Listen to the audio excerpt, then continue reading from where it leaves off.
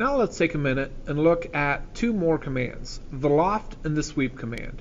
These commands are really useful for when you're trying to create more complicated looking objects. As a matter of fact, the loft command might be one of the most commonly used commands for trying to create anything that's got more than a flat shape to it, any kind of three-dimensional object. For this activity, we're going to look at something simple, just so that we can get the idea of how Loft works, but the real secret to Loft is learning how to take an object and cut it into slices. So for instance, if I were going to try and make something like my mouse, or maybe a stapler, well, when we look at this isn't exactly a square thing that's been extruded. What I'd have to do is I'd have to look at it and say, okay, well, what does it look like here? What does it look like here? What does it look like here? Imagine taking a loaf of bread out of the pack, and where you pull each part aside, you can see how it fit into the piece in front of it. That's kind of what the loft command is. It's looking at a full object and thinking, what does it look like at every single step of the way? The more change there is in between each step, the more layers you need for your loft command. To get started with the loft command, we actually aren't going to start with a sketch like we usually do. This time we're going to start with our plan on how far apart we want certain things. And so what we're going to do is we're going to come over here to the plane command. When I click the plane command, it's going to again give you options for how many planes you want. You can make planes through points, you can make planes through a line with a certain angle. There's all kinds of different ones. The one that we're going to most commonly use is an offset plane and a mid plane. Occasionally we'll use a 3-point plane as well, but for right now let's focus on using an offset plane. So to use an offset plane, right now I've got to make sure I've chosen offset. I choose the entity, and for the loft command I want to decide what increment or what distance I want to go before I imagine my object getting cut up into smaller pieces. And so for this we're just creating like a kind of table thing that we could display stuff on. And so I'm going to choose this top plane here because again what we're doing is we're looking at building something that goes up. So in this case using the top plane is a smarter move than using the front plane. Now, right now it's going up 1 inch, but I want it to go 12 inches. So it's going to go high. And some students at this point might freak out and say, oh my gosh, Mr. Quinn, where'd it go? I hit 12, I hit enter, and it's gone. I don't know where it is. Well, what's happening is we're zoomed in. This entire box that you're looking at is probably no more than 4 inches.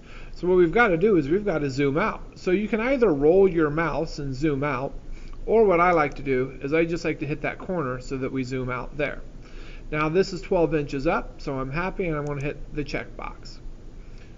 Now I need to create another plane so that my loft has somewhere else to go to. There, and we're going another 12 inches up. And so I'm going to click this, and again it's going to center everything for me and get it right there in the middle. Now what I'm going to do is now I'm going to start creating my sketches. And so when I'm creating my sketches, I want to create what my initial shape is going to look like, what it should look like at the middle, and then what it's going to look like at the top. Okay, so I'm going to start by clicking sketch. I'm clicking top view, and I want to create that hexagonal base that we see. So I'm going to click here, and I'm going to click inscribe. The difference between inscribed and circumscribed isn't much. Inscribed just means that the circle is tangent to the flats of the polygon you're created. Circumscribed means that the circle is attached to the corners of your creation. Okay, it does change the size a little bit. For what we're interested in doing, I'm going to do inscribed, and I'm not going to worry too much about it. So I'm going to click here. I'm going to pull out nice and big, and I'm going to click. Now pay attention here, because if you move your mouse, you notice how that number changes. And so I'm going from a 6-sided polygon to like a multi-sided polygon. I don't want that. I'm going to bring it back in until I get to 6 and hit enter. Now you say, oh shoot, Mr. Quinn, I accidentally made it an 8-sided or a 30-sided.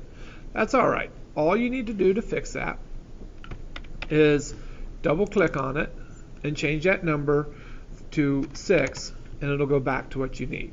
Okay. Now we want to do our dimension for how big it is, and we want to make this 12 inches. Nice big base. And see how I dimensioned that circle? And so it pushed the whole thing out to 12 inches. All right, last thing I want to do is I want to make sure that's kind of squared up and even. So I'm going to come up here, and I don't know if I want horizontal or vertical. So I'm going to pick horizontal just because it's the first one.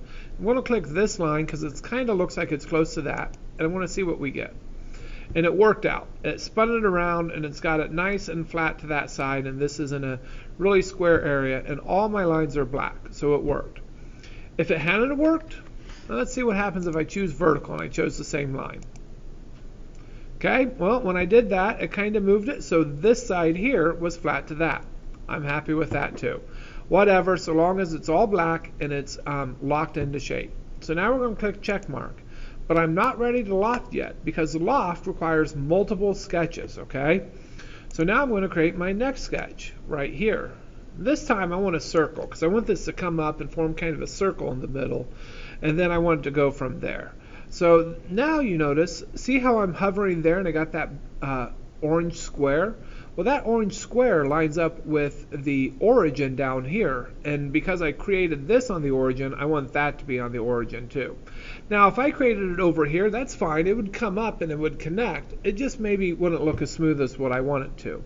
The loft command can be kind of flexible, okay? And so now I'm going to draw my circle. I'm going to dimension my circle. I want my circle to be 8 inches, and again, it's all black, which is good. Because I started from the origin. If we started from anywhere else, we'd have to do some more dimensioning. All right, we're going to check mark that, and now I'm going to create one more sketch, okay?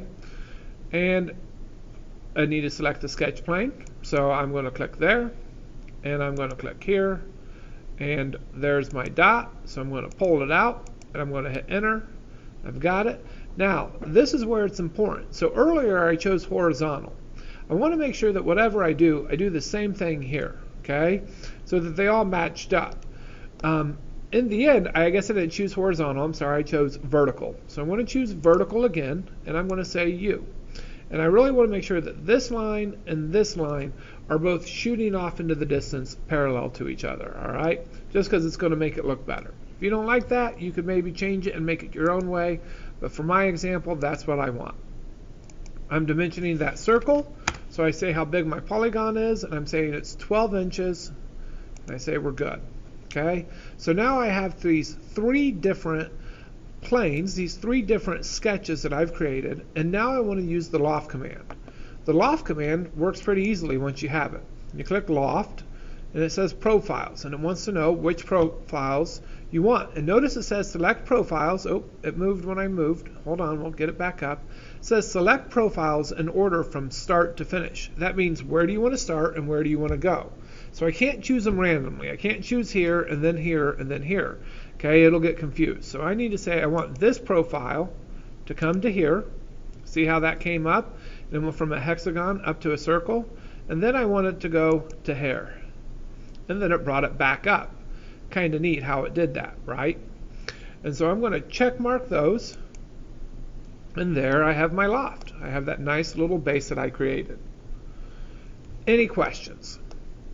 I'm going to pause our video there, and I will show you how to do the sweep command in another video.